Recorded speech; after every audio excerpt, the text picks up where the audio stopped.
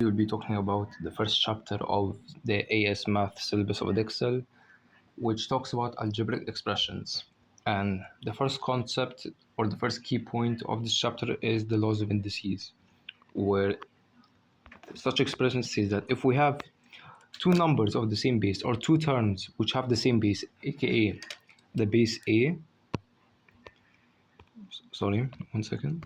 Yeah, if we have the same base which is A, but they have different exponents, if they were to be multiplied, you could basically just add the exponents together all under the same base, which is A. So if we have A to the power of m multiplied by A to the power of n, we could simplify it to be base A to the power of m plus n. The second rule states that if we have the same thing as well, where you have two bases that are the same but different exponents and you want to divide them, you basically subtract the exponents. So if we have A to the power of m divided by A to the power of n, you could simplify this to be A to the power of the difference of the exponents, i.e. m minus n. The third law suggests that if you have, let's say, A to the power of m all under the bracket, which states that A to the power of m is all under of A to the power of n, you basically just distribute n to all of the terms that are in the bracket, aka since A is the only term in the bracket, so both exponents will be multiplied together. And lastly, the same thing here, but sorry, I forgot something, is that just like the last rule, or the previous rule I mean, AB all to the power of n, you basically distribute the powers to the terms in the bracket. So it will be A to the power of n times B to the power of n. And let's solve some questions on each concept so we could grasp it even more.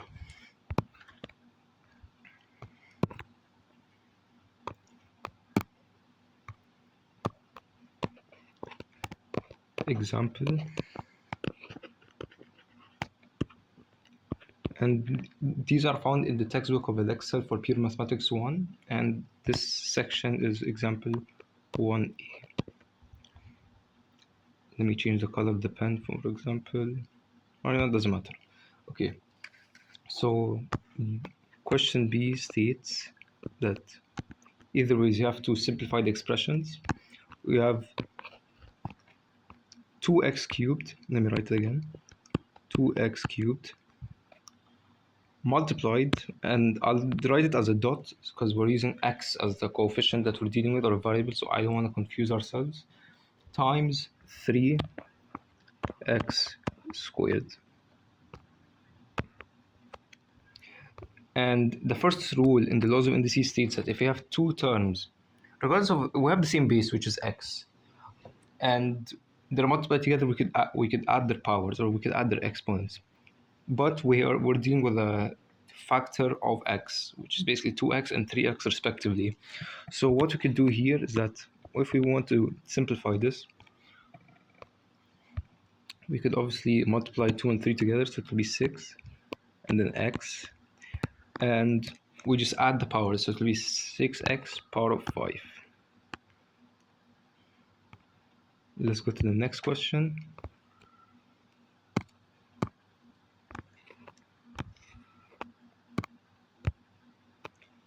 We have question I in the same section of the examples. It states that you have, let me just move a bit. Yep, that's perfect. You have bracket 2a cubed all squared. Let me rewrite the squared bit properly. Divided 2a cubed. So the last rule in the laws of indices states that if you have a term which is all under a bracket and it's power of exponent n, you basically distribute that exponent to the terms in the bracket. So let's do that. Let's rewrite the bracket such that, and let me change the color of the pen. You have 2 cubed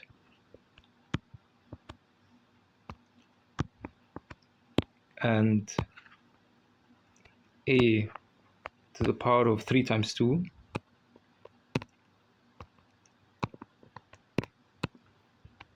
divided by 2a cubed.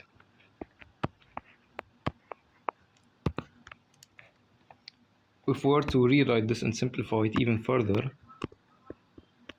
2 cubed is basically 4, and then a. 3 times 2 is basically 6, divided by 2a cubed. Cubed, right? Yeah. So we could just now refer to the second rule in our laws of indices, where we have the same base, but they're divided. So we could just subtract the exponents. So the final answer will be, obviously 4 divided by 2 is 2. We have base a, and 6 minus 3 is 3. So you have 2a power of 3. And obviously there could have been an easy way to solve this, where we could have taken probably a common factor, maybe in these, but we just want to solve it in such a way where we explain each law of indices. Now, oh my god, what the hell just happened? Sorry about that.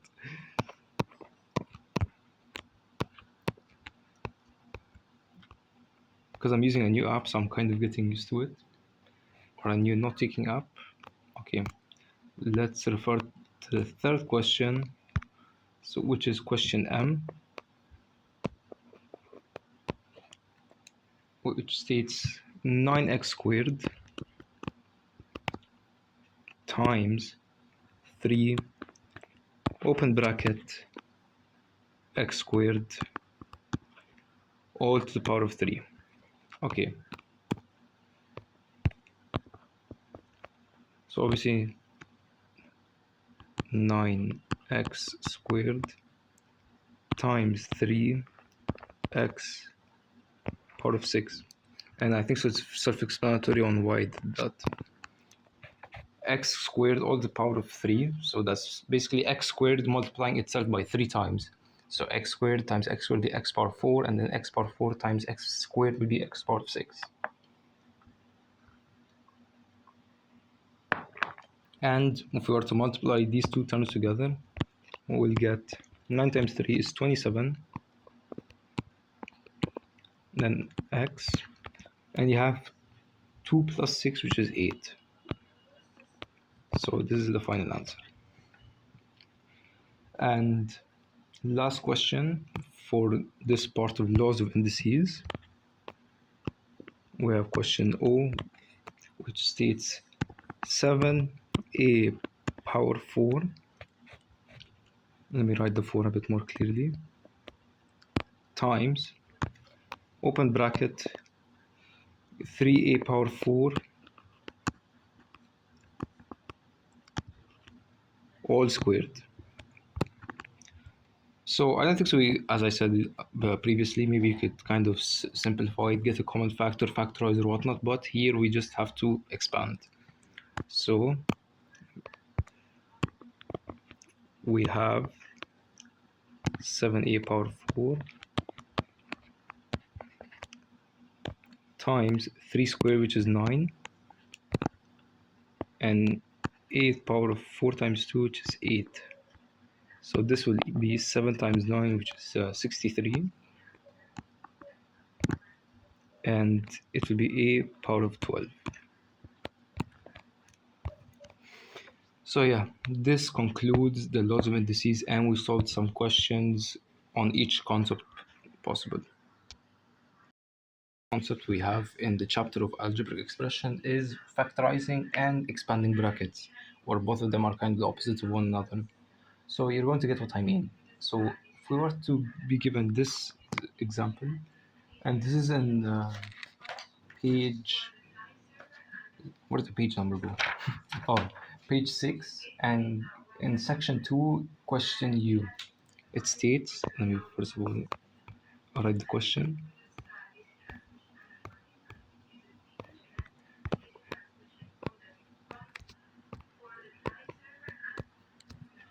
You're given 2x plus 3,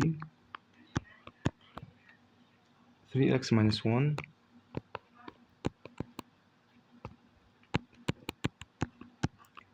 and x plus 2.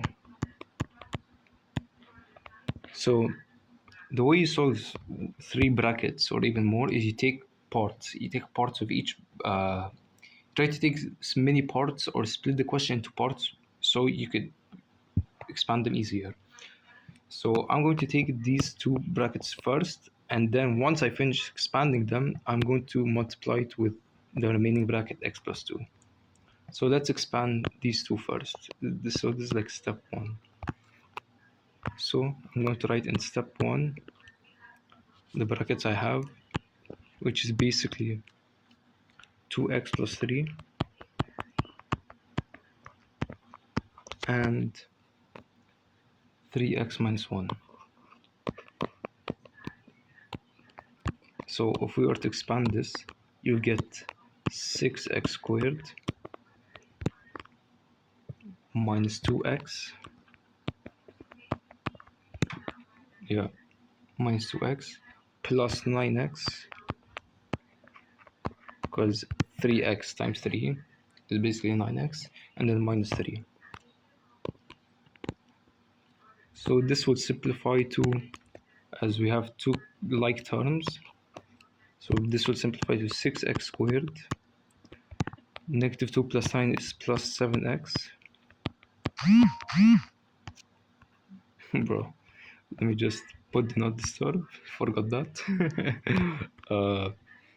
And then negative 2 plus 9 minus 3. So this is step 1 where we expanded the first 2 brackets and we're left with 6x squared plus 7x minus 3. Okay. And then let's go to the second step where we're now going to multiply that with x plus 2. So step 2,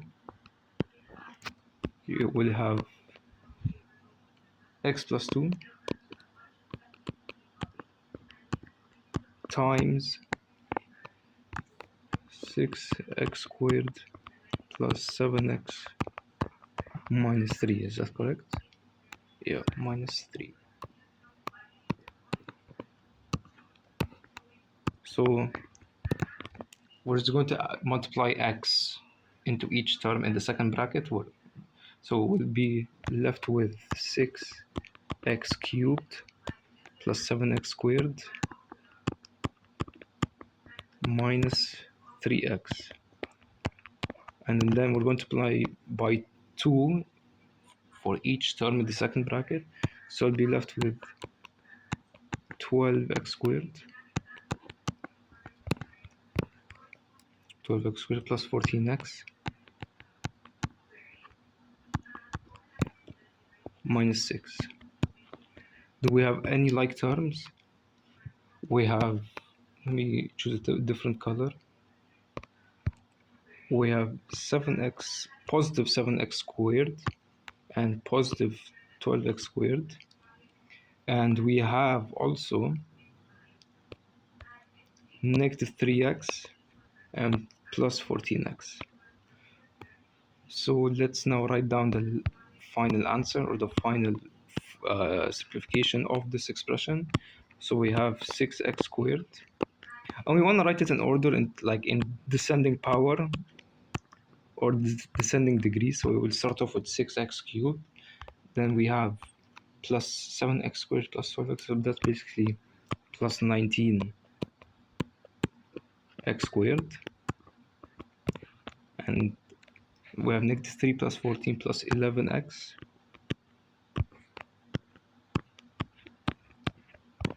and minus 6. So this is the final form of the expansion of these 3 brackets we had originally, where the first step is I took 2 brackets first, expanded them, and then multiplied it with the remaining bracket. Okay, so this is expanding brackets. And if you were to factorize this, or if you were to get the solutions of x and write it down as an expression, you'll actually go back to the first step we had, which is this, you'll end up with these three brackets. What is it? Here. And we're going to do so right now. We're going to factorize, and let me pick an easy question. This is in page 7, the first example, or the first section of examples, example 6. We have C, question C. We have 8x squared plus 20x.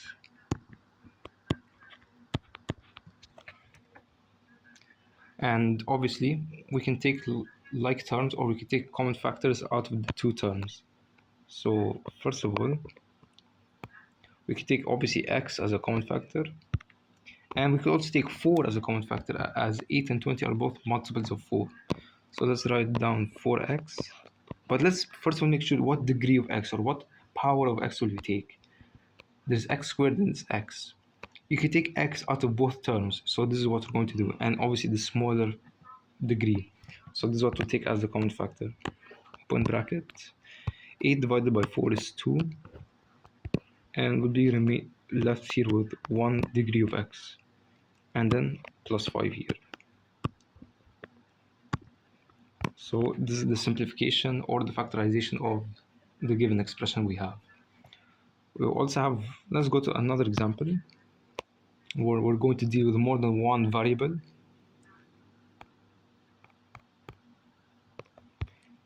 It's the question right after it's in the book.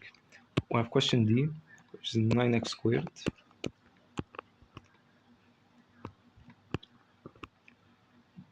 y plus 15x y squared.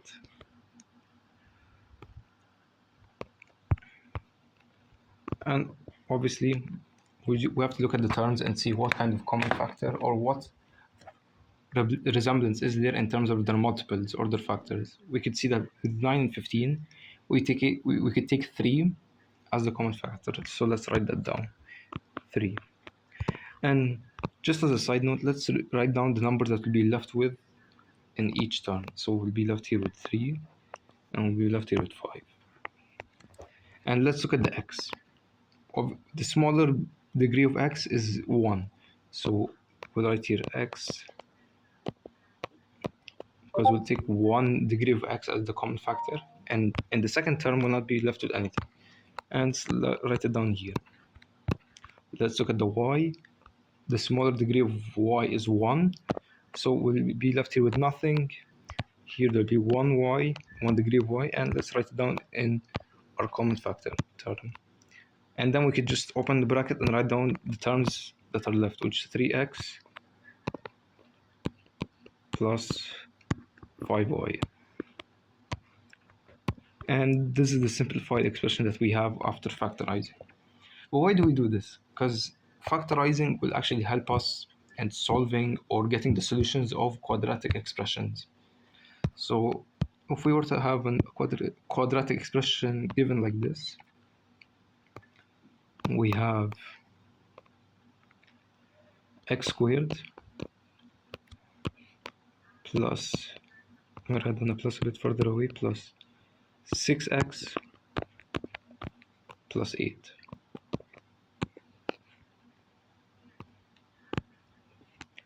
There are many ways to solve this. The book gives a detailed method of what you're supposed to do, but to be honest, I don't like solving quadratic expressions like that. I like to do it with a thought process, or like a manual within my head mentally. So first thing I like to do is, obviously you guys should know the standard form of a quadratic expression, which is ax squared plus bx plus c. And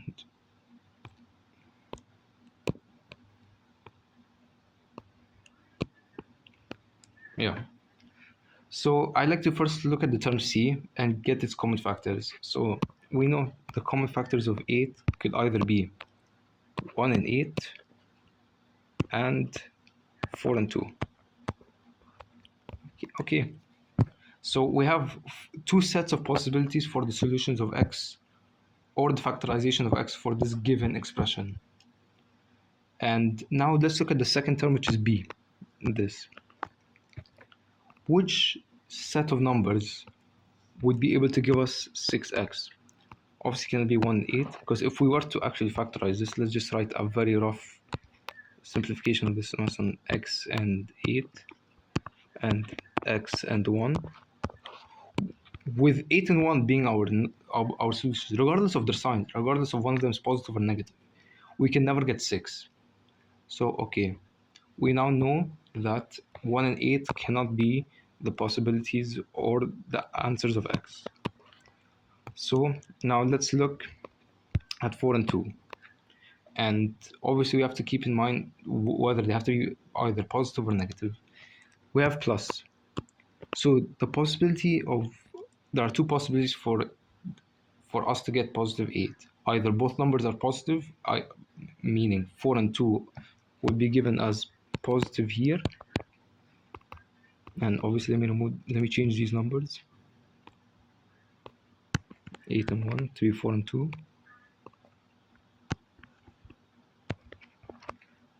Or they're both negative, for us to be given a positive number, where if negative 4 times negative 2 equals positive 8.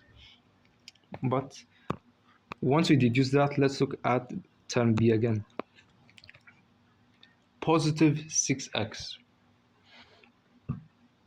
So if we were to go to the second possibility that we kept into our account, where both numbers are negative, we can never get positive back, or meaning if you had both them as negative, if you were to simplify this, you'd actually get negative 6x as the term of B, which is impossible. So the only solutions there is that x plus 4 and x plus 2. That's the simplified or the factorization of this given quadratic expression. That's how I like to solve it. And let's solve another one. We're given 6x squared minus 11x minus 10. Random pause, but however, in such expressions we cannot just mentally think it through to factorize. We have to do some steps. So the step, or like the basics manual, you could say, for solving quadratic expressions, first of all, identify the terms, aka with the given standard form we have, which is ax squared plus bx plus c. You want to find which factors of ac will add up to b. You know what I mean. So first of all, let's calculate ac. AC is basically 6 times negative 10, which is negative 60. You want to find which factors of negative 60, when added together, will equal to b, and we have b as negative 11. So let's write down the factors of negative 60. Let me just make a quick line and separate. So negative 60 can be, let's find out its factors. We're going to write all of its factors and deduce which ones added together will equal negative 11. So first we have 1 and 60, and I'm not going to add their signs now. You have 2 and 15. You have 3 and 20. You have 4 and 15. You have 5 and 12. And you have 6 and 10. And these are all the factors of 60. And let's look close again and see which numbers added together, and we'll manipulate the signs, which can give us negative 11. 1 and 60 can never give us negative 11. 2 and 15 could either give us 13 or 17, regardless. 3 and 20 can never. 4 and 15, yes, we could either give us 19 or 11. So if we do 4 minus 15, that will give us negative 11. So now we found out that we have 4 and negative 15. And we'll now rewrite b in the given expression as 4x minus 15x, because either way it's the same thing. So now let's write down 6x squared plus 4x minus 15x minus 10. And now let's factorize this given expression. We could factorize these two together, like this alone and this alone. And obviously, don't worry about the minus sign, it's there, don't worry. And it doesn't matter the order of the x's which you write. You can write 6x squared minus 15x and vice versa. And either way, in the end, you're going to get the same answer, and you'll see what I mean. So let's factorize 6x squared plus 4x. I could do 2x, since they're both multiples of 2. Took 1 degree of x as a common factor, so we'll now be left with 3x plus 2. And let's look at the second one, and obviously we're gonna write the minus sign between them, and let's see. 15x and 10. The common factor between them is 5. And we cannot take x there as a common factor, so we'll just open bracket. And since we took negative as the common factor, and if we looked at the original expression, the terms after 4x are all negative. So we could just write them all as positive, just as their opposite sign. So we'll be left with 3x minus 5. Minus 2, sorry. No, plus 2, my bad. And oh my god, will you look at it? We have 3x plus 2, which could be taken as the common factor as well. So now we'll be left with 3x plus 2 and 2x minus 5. And this is the factorization of the given quadratic expression that we had. So the first step is you look at this part, where you want the factors of AC such that when you add the two factors together, they equal B. And from there, you can just rewrite B and manipulate the original equation and just factorize from there. Let's solve another one, but this time it's a bit different. I'm going to introduce a new concept called the difference of two squares, where basically, let me just write it down here. If we have, let's say, two numbers such as x minus y all squared. Oh, sorry. I just completely butchered it. Apologies. I'm so sorry. If we have x squared minus y squared, that's equal to x plus y and x minus y. And it's called the difference of two squares. And we can just solve a quick one right now. Let's say, what the hell was that? We have x squared minus 25. This could be easily written as x plus 5 and x minus 5. So yeah, that's how it works. If we have two squared numbers subtracted from one another such that we have like x squared minus y squared, you can rewrite it as brackets of x plus y and x minus y. And let's solve another example of the same concept. We have 4x squared minus 9y squared, and we're asked to factorize this. Okay, I see that there are two squared terms subtracted from one another, and 4 and 9 are squared numbers, or they're products of numbers that are squared, which is basically 2 and 3.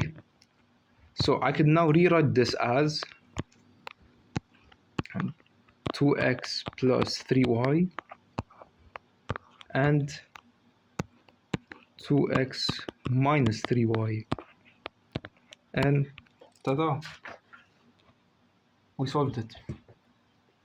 And this is all that you kind of need to know for expanding brackets and factorizing. Yeah, that's there are more questions in the textbook, but they're all following the same concept, and there is nothing much more that you could really do except then just solve for your own sake.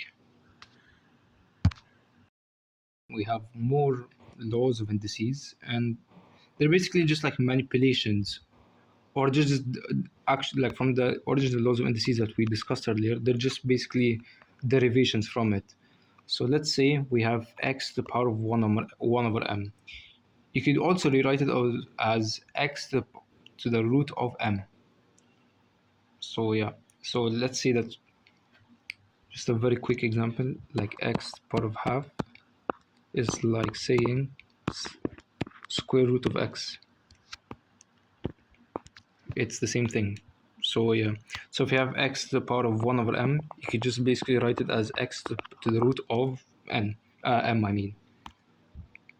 Next, we have x to the power of n over m. And this could also be rewritten as x to the power of n all to the power of 1 over m. And the same thing as the previous rule. So yeah, this is just another like another way of expressing it. X to the power of n over m could also be simplified as x to the power of n to the root of m.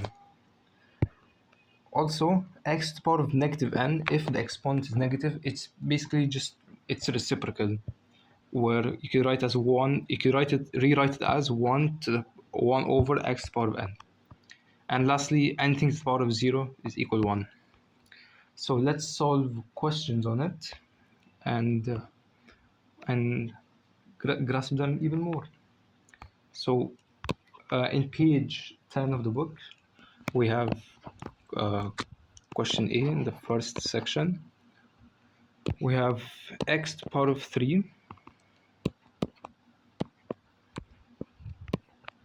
over x to the power of negative 3. We could rewrite this as,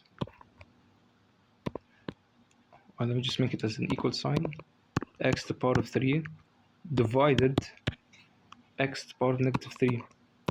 And we know if we have two terms that are divided and they have the same base but different exponents, we can just subtract the terms. So this will equal x3 minus negative 3, where in the end it's just going to be 6. Negatives will cancel out, and yeah, we have x to the power of 6. Let's solve another one. We have question E. It states 125 x to the power of 6 is all under cubic root. We could rewrite this as 125 x to the power of 6 all under the power of 1 over 3. That's basically the same thing. And we just distribute the power of 1 over 3 to each term in the given bracket. So we have 125 to the power of 1 over 3 times 6 to the power of 6 times 1 over 3. So 125 cubic root is, I think so, 5 if I'm not mistaken. Oh, 5 root 5, my bad. So we have 5 root 5. No, wait. my clumsy, yes, it's 5. So 5 and x times 1 over 3 is basically x squared. So we have the simplification as 5x squared basically. Let's solve another one which involves fractions, as in there are also numerators and denominators and multiple terms. So the question, which is actually right after it, question F, we have, what else happening, bro? 2x squared minus x all over, and let me rewrite the 2. Does it seem clear? All over x power of 5. And we could rewrite this as x. We take the x as a common factor, and you have 2x minus 1 over x power of 5.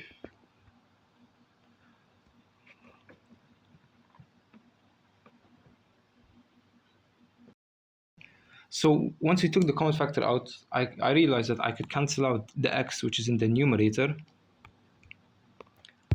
I could fully cancel it out, and one of the x's in the denominator will be cancelled out, and I'll be left with power 4.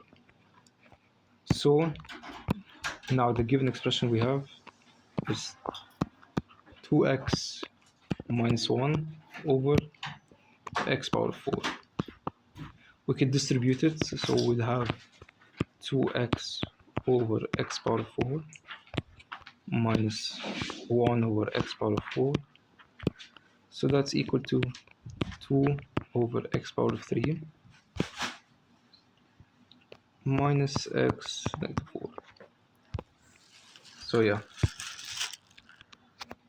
Okay, we could solve two more questions which kind of rely on the same concepts as well. On the bottom of the page, we have examples C and D in example 10. We have C, which states calculate or evaluate 49 to the power of 3 over 2. And we could rewrite this as 49 power of 3 all over power of 1 over 2. Or we could also rewrite it as 49 power of 1 over 2 all over 3. All to the power of 3. They're the same thing. It makes no difference whatsoever. And I think so the second one is easier to calculate, because 49, because this is basically root 49 all to the power of 3, and root 49 equals 7 power of 3, and you can just calculate that with a calculator, which is 343. Alright then. Also, with the second, the question right after it as well, we have question D, which states 25 to the power of negative 3 over 2. And that's equal to 1 over 25, 3 over 2.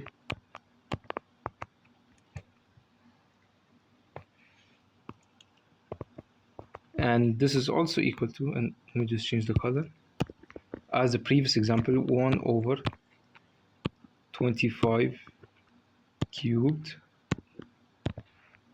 1 over 2. This is the actual formal definition, but you could also manipulate it such that you have 1 over 25 square rooted all to the power of 3. So that's basically 1 over 5 cubed, basically 1 over 125. The last concept, which is surds, and they're basically square roots of numbers that cannot be simplified. And we could use this to our advantage to rationalize numbers, either be it whole numbers or denominator, and we're going to solve examples based on both. First of all, there are two rules associated with surds. We have such an expression where you have two numbers multiplied together under a square root.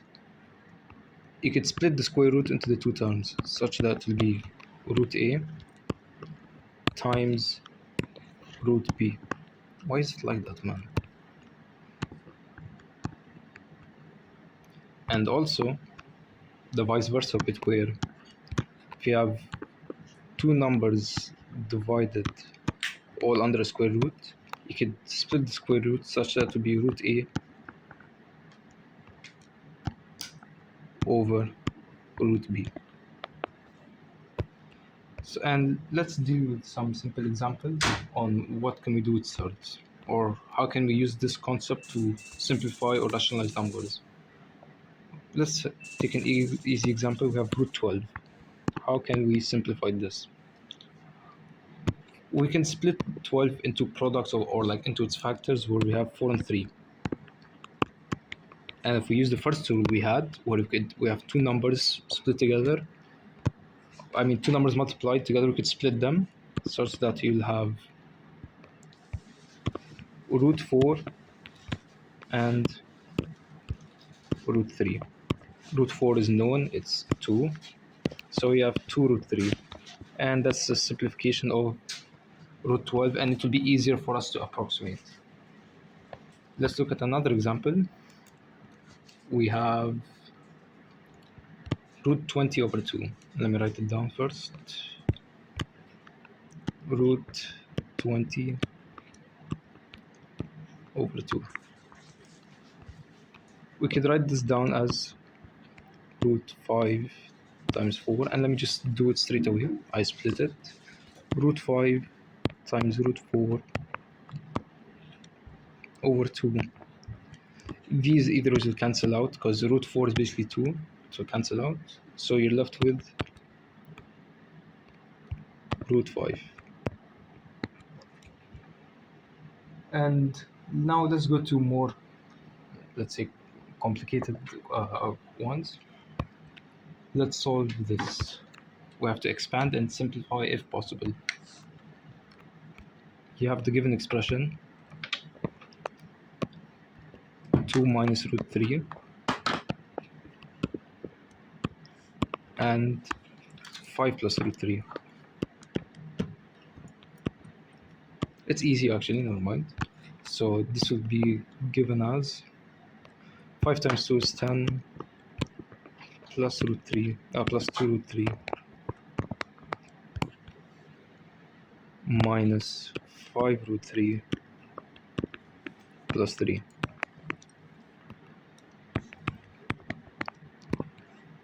So this will be basically 13. These two will cancel out. 2 minus 5 minus 3 root 3. Oh wait, sorry. There is supposed to be a negative sign somewhere. 10 plus root 3 minus 5 root minus 3. It's actually minus 3 in here.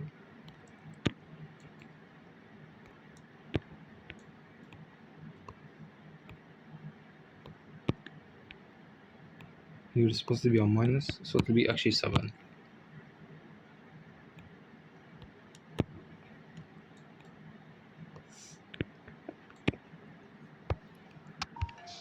Okay, let's continue solving on more surds. We have this problem. We have, one second. We have root 20 plus root 80.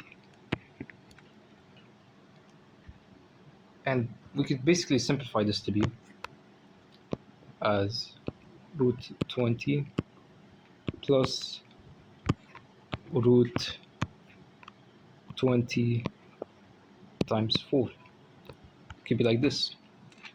But as we know with the laws of, the laws of surds or whatnot, you could split it. So we now have it like this. Okay. And now we could just take the common factor. We have root 20, 1 plus 2, which is basically 3. So we have root 20 and 3. And root 20 can be split into 4 and root 5, like this. And root 2 is basically, so we have 2 root 5 times 3, so that's basically 6 root 5.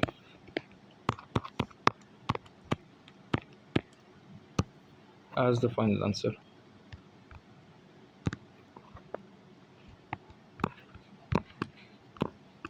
Now let's solve another one. There is also, we have root 28 minus 2 root 63 plus root 7. So if you notice, all of these are multiples of 7, so we could split each one into a factor of root 7 and take root 7 as a common factor. So let's do that. We have 28 is 7 times 4, so root 4 and root 7, root 4 is 2, so we have 2 root 7. And we have minus 2. This is basically 63 is 7 times 9, root 9 is 3, so we have 3 root 7. And we have plus root 7, which is here. If we were to take root 7 as a common factor, we'll have root 7. We'll have 2 minus 6 plus 1. And that's basically negative 3 root 7. See, seems simple enough, to be honest. Let's solve another one. We have root 80. One second, معلش. Apologies. Minus 2 root 20 plus 3 root 45. So let's just solve. Root 20 is basically root 8 is basically root 20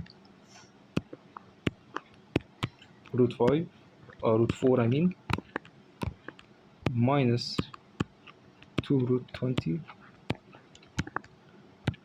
plus 3 root 9 and root 5. I can take root 20 here as a common factor, so I'll have root 20 open bracket. We'll have 2 minus 2, because root 4 is basically 2, so 2 minus 2, so this will cancel out in the end. So now we're left with the last term. Root 9 is 3, so we have 9 root 5 as the final answer.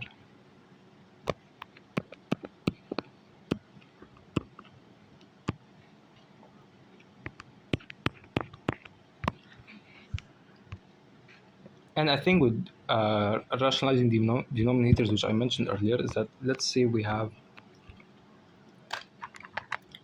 such an expression where we have 1 over root a. To rationalize this, we just multiply it by root a. We multiply the whole fraction by root a. So you'll be left with root a over a. Also, we have such a fraction like 1 over a plus root b. You basically multiply it by the opposite sign of it, meaning you multiply this by a minus root b and a minus root b. And same goes if the denominator in the original expression was given as negative a minus root b. You will multiply it by a plus root b up and down to rationalize it. So let's solve some questions with these given concepts or like tips that we have.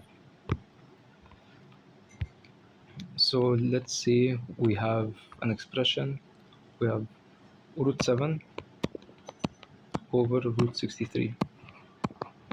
And I forgot to change the color of the pen. So basically root 7 cannot be simplified even further, it's a prime number either ways. Over, and 63 could be split as 9, and we could just say that to be 3 and root 7.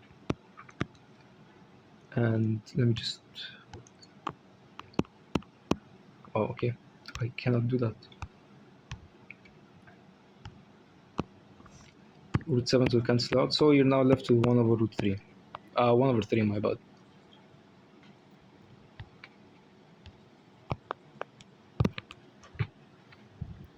And let's say we have, and by the way, you could have easily done this, but like, not easily, you could have just done this, but what, like, why bother yourself? So yeah. Next, we have an expression that we're given to rationalize and simplify afterwards, and it goes along like this. We have 5 root 2 over root 8 minus root 7. Root 8 minus root 7.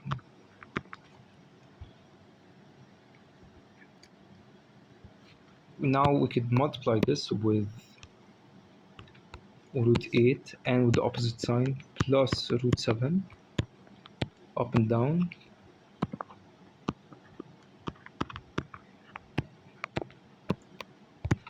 So this will be 5 root 2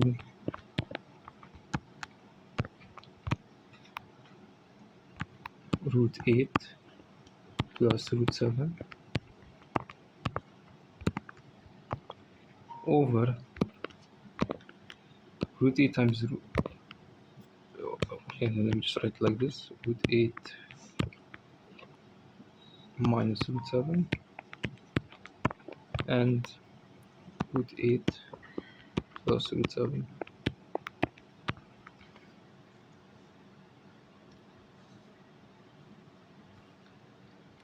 So let's continue. We can take 5 just out of the thing, just for our own convenience. So we have root 2 times root 8, which is basically root 16, plus root, root 2 and root 7, it's basically 14,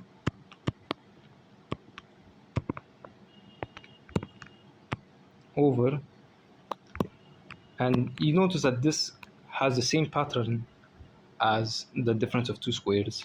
So if I were to basically take root 8 all squared minus root 7 all squared, that's basically, and should I simplify these terms even further? Can I? So they're not a multiple of 8, they're not a multiple of 4. No, I'll just leave it as it is. So I'll leave it as like root 16 plus root 14. And by the way, me taking 2 out won't benefit me even further because root 2 is basically already a third. It's undivisible by anything, so I won't benefit anything over 1 because basically 8 minus 7 is 1. So there's no, I can just consider that there is no fraction, and this is the term that I'm left with, or the expression.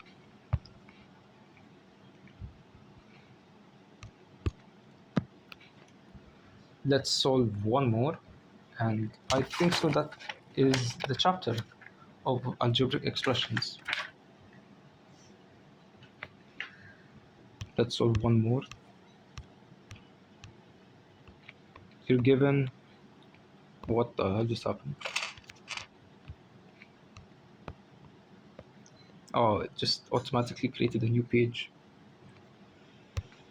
We have root 2 minus root 3 over root 3 minus root 2. We could multiply this by root 3 plus root 2 up and down. So this will be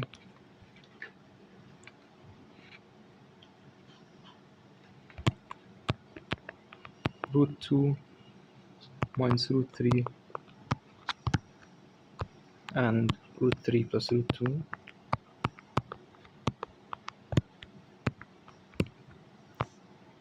over the difference of two squares. So it's going to be 1 in the end, so there's no fraction. I could just assume it to be that. because it would be 3 squared minus 2 squared, and the square roots will cancel out. So yeah, there won't be any fraction. So I can just assume it to be like that. And let's just simplify the given expression that we have right now. So we have root 2 root 3 plus 2 minus 3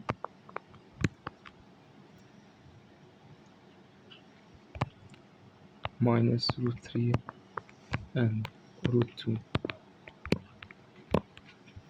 These will cancel out because in the end they're the same thing and they're of the same factor, and 2 minus 3, so it will be -1.